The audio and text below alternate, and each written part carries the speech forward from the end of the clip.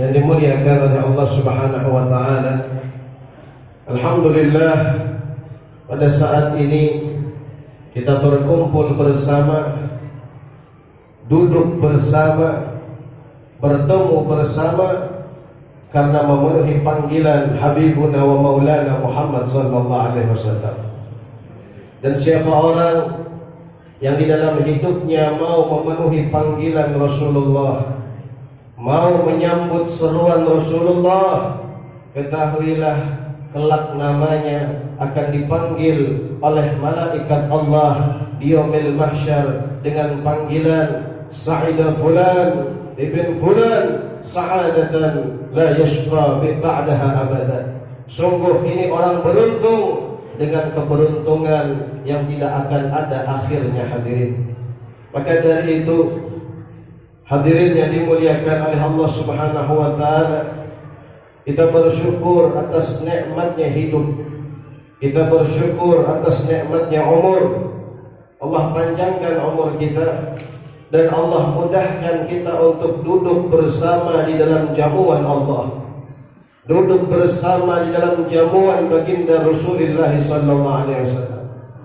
Yang mana banyak di antara kita punya keluarga, kita punya kerabat, kita punya sahabat, satu persatu telah dipanggil kembali kepada rahmatnya Allah Subhanahu wa taala.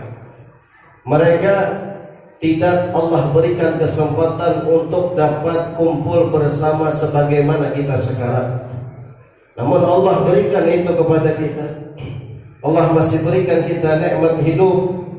Allah masih berikan kita nikmatus sehat, sehingga kita bisa duduk bersama di tempat ini, hadirin. Karena sesungguhnya apa? Dikatakan dalam satu ucapan, la ya'rifu arba' illa arba'. Tidak akan mengetahui betapa mulia 4 perkara kecuali orang-orang yang mendapati 4 perkara setelahnya. Yang pertama dikatakan, la ya'rifu qadral hayah illa al-mauta. Tidak akan mengetahui betapa berharganya nilai hidup melainkan mereka yang sudah meninggal dunia, melainkan mereka yang sudah wafat, melainkan mereka yang sudah kembali kepada Allah Subhanahu wa taala, sebagaimana ucapan yang kita dengar setiap kali ada orang yang meninggal, inna lillahi wa inna ilaihi raji'un. Dan yang kedua, hadirin, la ya'rifu la ya'rifu qadra sihah illa al-marda. Tidak akan mengetahui betapa berharganya nikmat sehat melainkan orang-orang yang ditimpa penyakit. Berapa banyak orang yang sekarang terbaring di atas kasurnya dengan sakit yang diderita olehnya, muncul dalam hatinya keinginan untuk beramal soleh, keinginan untuk beribadah, keinginan untuk berbuat baik, namun itu semua tidak lagi dapat dia lakukan karena sudah terbaring di atas kasurnya karena penyakit yang dia alami. Wala ya'rifu qadra syabab illa syuyukh. Dan tidak akan mengetahui betapa berharganya masa muda kecuali orang-orang yang sudah tua. Wala ya'rifu qadral faragh. Dan tidak ada orang yang mengetahui betapa berharganya waktu kosong melainkan orang-orang yang Allah sibukkan dengan kesibukannya. Maka dari itu kita hidup di dunia ini cuma nunggu satu. Apa yang kita tunggu? Nunggu giliran kembali kepada Allah. Setiap dari kita sudah ada ketentuannya, sudah ada takdirnya kapan akan kembali kepada Allah. Dan yang namanya waktu kembali kepada Allah itu tidak menunggu kita rajin sholat dulu, tidak menunggu kita rajin ibadah dulu. Makanya dikatakan apa? Bahwasanya seorang mukmin hendaknya apa? Mempersiapkan dirinya untuk menghadapi kematian setiap saat. Aqrabu ghaibin yuntadhar, sesuatu yang gaib yang paling dekat menanti kita adalah kematian. Makanya dari itu selagi nikmat ini Allah berikan kepada kita, nikmat hidup, gunakan dengan baik. Kita mendengar beberapa hari yang lalu terjadi suatu bencana bala musibah terhadap saudara-saudari kita di Turki dan Suriah. Terjadi gempa bumi yang begitu dahsyat jam 4 subuh tadi. Di saat mereka sedang terlelap tidur. Setelah itu 10 jam kemudian gempa lagi. Berapa banyak mereka yang tertimbun di saat mereka sedang tertidur dan tidak bangun lagi. Kenapa? Meninggal dunia. Allah Subhanahu wa ta'ala maha mampu mencabut roh kita ketika kita sedang tidur. Allah Subhanahu wa ta'ala maha kuasa mencabut roh kita ketika kita dalam keadaan terlelap. Namun kenapa Allah masih berikan kita kesempatan hidup sampai saat ini? Karena Allah ingin kita sadar, salatmu belum benar, ibadahmu belum benar, hubunganmu dengan Nabi Muhammad belum benar. Dan Allah ingin apa? Kita memperbaiki itu semua, sehingga kalau datang yang namanya waktu kembali kepada Allah, kita dalam keadaan siap menyambut panggilan Allah Subhanahu wa ta'ala. Hadirin dan hadirat yang dimuliakan oleh Allah Subhanahu wa ta'ala.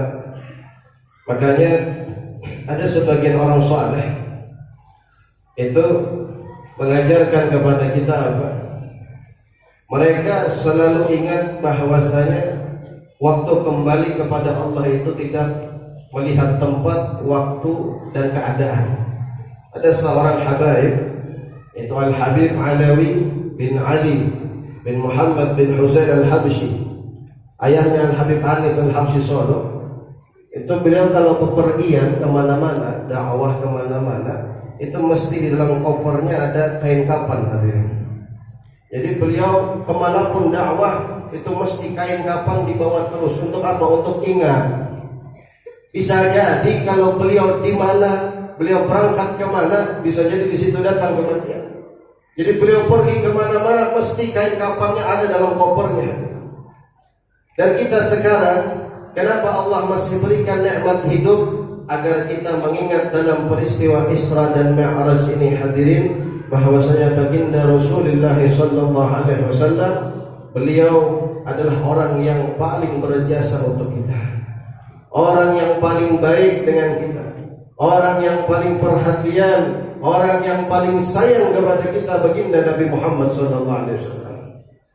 Dan ketika kita berbicara tentang Isra dan Mi'raj, maka jawabannya adalah firman Allah Subhanahu wa ta'ala yang dibacakan oleh qari kita tadi, bahwasanya subhanalladzi asra bi'abdihi lailan minal masjidil haram ila al-masjidil aqsa alladzi barakna hawlahu linuriyahu min ayatina. Ini tujuan dari semua perjalanan Isra dan Mi'raj, linuriyahu min ayatina, agar kami perlihatkan kepada Nabi Muhammad tanda-tanda kebesaran Allah Subhanahu wa ta'ala. Sebagian ahli tafsir itu mengatakan apa? Tanda-tanda kebesaran Allah yang ingin Allah perlihatkan kepada Nabi itu bukan hanya surganya, bukan hanya Sidratul Muntahanya, bukan hanya 7 lapis langitnya, bukan hanya Baitul Ma'murnya, namun tanda kebesaran Allah yang ingin diperlihatkan kepada Nabi Muhammad adalah apa? Satu-satunya makhluk, satu-satunya Rasul, satu-satunya Nabi yang mendapatkan kemuliaan Isra Mi'raj hanya baginda Nabi Muhammad SAW. Bahkan Habib Ali Al-Habsyi mengatakan apa? Di dalam maulidnya, wa minasyarafil ladzi ikhtasallahu bihi asyrafar rasul mi'rajuhu ila hadratillah al-barril masul. Di antara kemuliaan yang Allah berikan hanya untuk Nabi Muhammad, tidak ada selain untuk Nabi Muhammad. Nabi siapapun, Rasul siapapun, bahkan malaikat Jibril sekalipun tidak Allah berikan. Ini kemuliaan, ini keistimewaan hanya Allah khususkan bagi kekasih hatinya, kekasih tercintanya, baginda Nabi Muhammad SAW. Wa minasyaraf, di antara kemuliaan yang tidak ada satupun yang bisa menyamainya, menandinginya, mendekatinya. Apa itu? Mi'rajuhu ila hadratillah al-barril musul. Mi'rajnya Nabi Muhammad menjadi satu orang yang tunggal mendapat kemuliaan, memandang dan melihat zatnya Allah Subhanahu wa taala. Makanya hadirin, Habib Ali pun mengatakan apa? Fahani'an lil hadratil Muhammadiyah ma wajahaha min ataya al hadratil ahadiyah wa qulubuha ila hadzal maqamil azim. Kata Habib Ali apa? Sungguh beruntung Nabi Muhammad di saat seluruh makhluk tidak mendapatkan kesempatan untuk memandang zat Allah, Nabi Muhammad satu-satunya yang mendapatkan itu.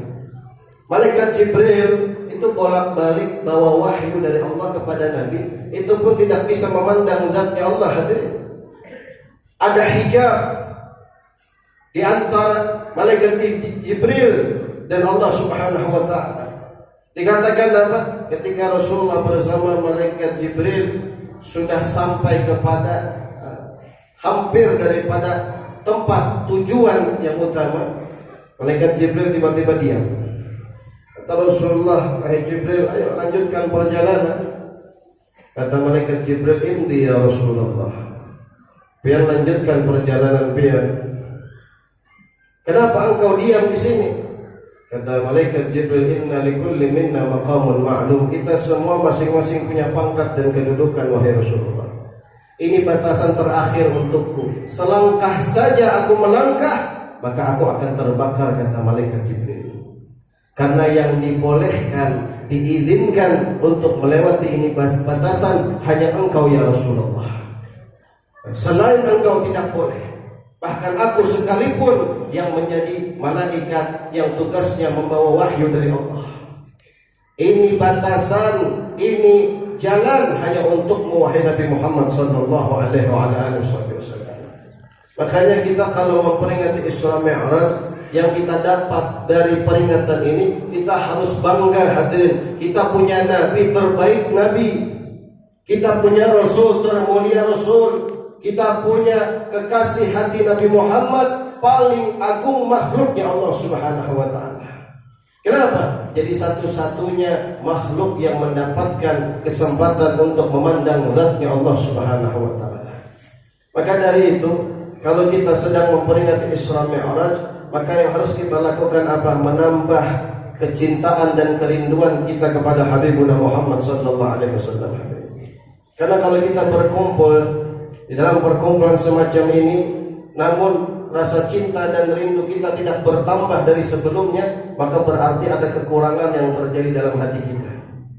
Karena orang-orang dulu, seperti yang kami pernah dengar di kota Tarim sekitar 20 tahun yang lalu, itu kalau sudah Mahlul Qiyam, membaca Mahlul Qiyam di dalam Maulid Al-Habsyi, di saat mereka mengatakan, "Ya Nabi salam alaika, ya Rasul salam alaika, ya Habib salam alaika, salawat Allah ya